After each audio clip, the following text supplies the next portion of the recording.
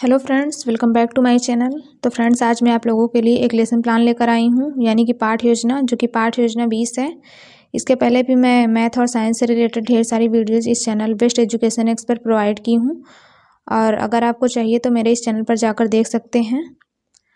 तो चलिए देर न करते हुए मैं इस चैनल को स्टार्ट करती हूँ।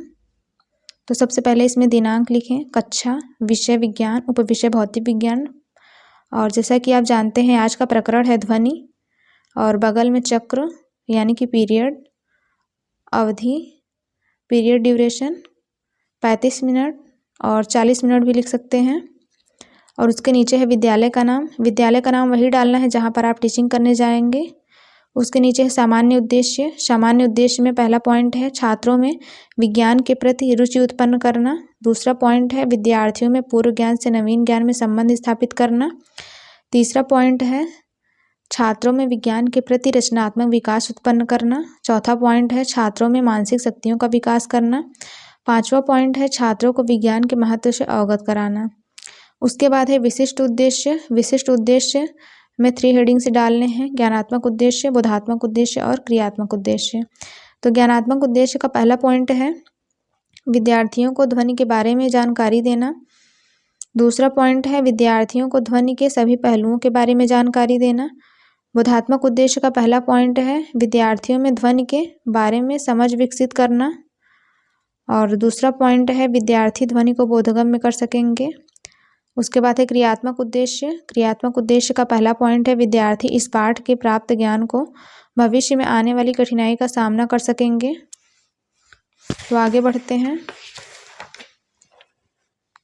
क्रियात्मक उद्देश्य का दूसरा पॉइंट है विद्यार्थी इस पाठ से प्राप्त ज्ञान को अपने जीवन में प्रयोग कर सकेंगे। सहायक सामग्री। सहायक सामग्री में श्यामपट्ट, चौक, डस्टर, चार्ट इत्यादि कक्षा उपयोगी सामग्री। पूर्व ज्ञान, विद्यार्थियों को ध्वनि के बारे में सामान्य जानकारी देना। शिक्षण उद्देश्य, यहाँ पर 5 कॉलम्स बनाने हैं, जिसमें पहला है शिक्षण उद्देश्य, दूसरे कॉलम में उद्देश्य एवं विशिष्टीकरण, तीसरे कॉलम में छात्राध्यापिका अनुक्रिया, चौथे कॉलम में विद्यार्थी क्रिया और 5वें कॉलम में शिक्षण बिंदु। तो शिक्षण उद्देश्य में प्रस्तावना, उद्देश्य एवं विशिष्टीकरण में विद्यार्थी के पूर्व ज्ञान नवीन ज्ञान से संबंध स्थापित करना। उसके बाद है छात्रा अध्यापिका अनुक्रिया में छात्रा अध्यापिका बच्चों से कुछ क्वेश्चंस पूछेंगी, जिसका बच्चे आंसर देंगे। तो पहला प्रश्न है, बच्चों आप शिक्षा ग्रहण करने के लिए कहाँ जाते हैं? तो बच्चे आंसर देंगे विद्यालय, स्कूल। दूसरा प्रश्न है, विद्यालय में अलग अलग विषय कब पढ़ाए जाते हैं? तो बच्चे आंसर देंगे अलग अलग पीरियड में। तीसरा प्रश्न है, आपको कैसे पता चलता है कि एक पीरियड समाप्त हो गया है? तो बच्चे आंसर देंगे घंटी की आवाज़ से। चौथा प्रश्न है, आवाज़ को विज्ञान की भाषा में क्या कहते हैं? ये समस्यात्मक प्रश्न हो जाएगा। बच्चे यहाँ पर मौन हो जाएंगे और यहीं से आपका प्रकरण निकल कर आ जाएगा। उसके बाद है उद्देश्य कथन, विद्यार्थियों को विषय वस्तु से परिचित कराना। आज मैं आप लोगों को ध्वनि के बारे में विस्तार पूर्वक बताऊंगी। विद्यार्थी ध्यान पूर्वक सुन रहे हैं, ये कथन विधि हो जाएगा। आगे बढ़ते हैं।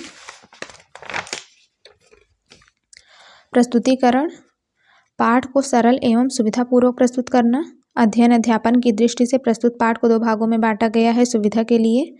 विद्यार्थी ध्यान पूर्वक सुन रहे हैं, ये कथन विधि हो जाएगा। उसके बाद है प्रथम शिक्षण बिंदु, सभी छात्रों को ध्वनि के बारे में विस्तृत जानकारी देना। स्पष्टीकरण, ध्वनि ध्वनि एक प्रकार का कंपन है। जब कोई वस्तु कंपन करती है तो वह अपने निकटतम कणों को कंपित करती है, फिर वो कण अपने निकट के कणों को कंपित कर उनमें हलचल उत्पन्न करते हैं। इसी प्रकार ध्वनि हमारे कानों तक पहुँचती है, अतः ध्वनि को गति करने के लिए माध्यम की आवश्यकता होती है। निर्वात में ध्वनि गति नहीं कर सकती। प्रत्येक वस्तु द्वारा उत्पन्न ध्वनि की विशेषता होती है, जिसके कारण हम ध्वनि पहचान पाते हैं, जैसे ढोल का ढम-ढम, गाड़ियों का हॉर्न आदि। तो विद्यार्थी ध्यान पूर्वक सुन रहे हैं, ये व्याख्या कौशल हो जाएगा। आगे बढ़ते हैं। बोधात्मक प्रश्न, विद्यार्थी के पूर्व ज्ञान का मूल्यांकन करना। पहला प्रश्न है, ध्वनि को गति करने के लिए क्या आवश्यक है? तो बच्चे आंसर देंगे माध्यम की। दूसरा प्रश्न है ध्वनि निर्वात में गति करती है या नहीं, बच्चे आंसर देंगे नहीं। ये प्रश्नीकरण कौशल हो जाएगा। उसके बाद है विकासात्मक प्रश्न। विद्यार्थियों को पाठ की विस्तृत जानकारी देना। पहला है किसी ध्वनि की आवाज़ बताओ, बच्चे आंसर देंगे ढोल का ढम ढम। दूसरा प्रश्न है ध्वनि का संचरण कैसे होता है, ये समस्यात्मक प्रश्न हो जाएगा, बच्चे यहाँ पर मौन हो जाएंगे और यहीं से आपका दूसरा प्रकरण निकल कर आ जाएगा। ये प्रश्नीकरण कौशल था। उसके बाद द्वितीय शिक्षण बिंदु, विद्यार्थियों को ध्वनि के बारे में विस्तृत जानकारी देना। स्पष्टीकरण, ध्वनि का संचरण। ध्वनि ठोस, द्रव तथा गैस तीनों माध्यमों में गति करती है। निर्वात में ध्वनि गति नहीं करती। वायु में ध्वनि की चाल सबसे कम होती है। ठोस में ध्वनि की चाल सबसे अधिक होती है, क्योंकि ठोस में उपस्थित कण एक दूसरे से चिपके हुए होते हैं।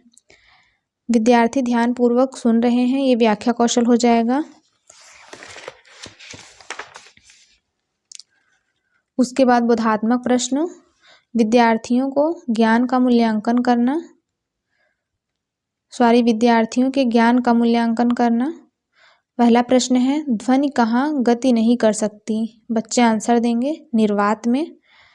दूसरा प्रश्न है क्या ठोस में ध्वनि की चाल सबसे अधिक होती है, तो बच्चे आंसर देंगे हाँ। ये प्रश्नोत्तर विधि हो जाएगा। उसके बाद श्यामपट्ट कार्य, सभी छात्रों के प्राप्त ज्ञान को पुनः स्मरण करना। ये श्यामपट्ट कार्य है। विद्यार्थी ध्यानपूर्वक देख कर लिख रहे हैं, श्यामपट्ट कौशल हो जाएगा। उसके बाद निरीक्षण कार्य, विद्यार्थी अपनी उत्तर पुस्तिका में श्यामपट्ट का सारांश उतार रहे हैं। छात्राध्यापिका छात्रों को श्यामपट्ट का सारांश अपनी उत्तर पुस्तिका में साफ, सुंदर व शुद्ध शब्दों में उतारने का आदेश देगी। विद्यार्थी अपनी उत्तर पुस्तिका में श्यामपट्ट का सारांश उतार रहे हैं, ये निरीक्षण कार्य हो जाएगा। तो आगे बढ़ते हैं। उसके बाद है पुनरावृत्ति प्रश्न। विद्यार्थी संपूर्ण पाठ को पुनः स्मरण करेंगे। पहला प्रश्न है ध्वनि का संचरण सबसे कम किस माध्यम में होता है, बच्चे आंसर देंगे वायु में। दूसरा प्रश्न है ध्वनि कहाँ नहीं गति करता है, बच्चे आंसर देंगे निर्वात में। ये प्रश्नोत्तर विधि हो जाएगा। उसके बाद गृह कार्य, विद्यार्थियों को ज्ञान के अभ्यास द्वारा सुदृढ़ करना।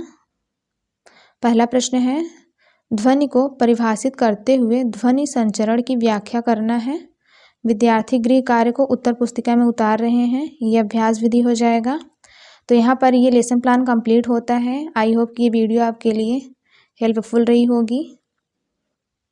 और प्लीज़ अगर आज का ये वीडियो पसंद आया हो तो चैनल को सब्सक्राइब करें और बेल आइकन को प्रेस करें, ताकि कोई भी वीडियो आपके पास सबसे पहले पहुँचे। Thank you for watching my video.